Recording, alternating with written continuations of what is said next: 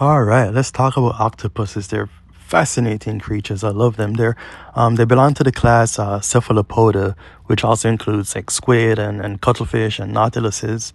There are around 300 species of octopus, ranging in size from the tiny Atlantic pygmy octopus, which is only about an inch long, to the giant Pacific octopus, which can grow like up to 16 feet across. They're found all over, from the shallow reefs to the deep sea, everywhere.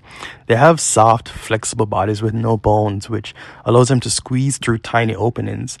And each of their eight arms is lined with suckers that can grip objects.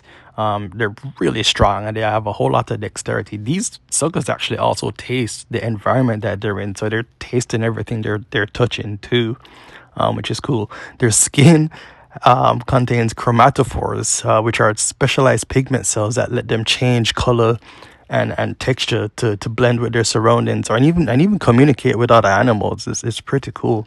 They have three hearts.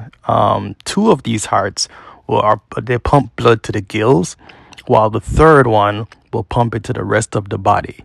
The main heart kind of stops beating when they swim, which is why they prefer to just crawl to conserve energy whenever they can. They're some of the most intelligent animals in the ocean. They have a large central brain and smaller independent neural networks in each arm, enabling them to multitask. They're solving puzzles using tools. They're even escaping enclosures in aquariums. They have really high cognitive flexibility. They're solitary creatures, and mostly active at night. They are carnivorous. They feed on crab, shrimp, fish, and which they catch using their arms, or by ejecting water to uncover prey that's hidden in the sand. Which everything about these animals is cool. Whenever they're threatened, they eject the ink to confuse predators, or even like use it as jet propulsion. Some species like the mimic octopus can like imitate the appearance of other sea creatures for protection. They have relatively short lifespans, up to 5 years.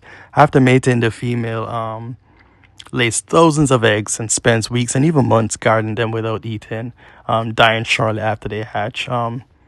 They're pretty cool. They're pretty cool creatures. They live relatively short lives, but I think they leave a mark for sure. Yeah, octopus. Love these things. All right.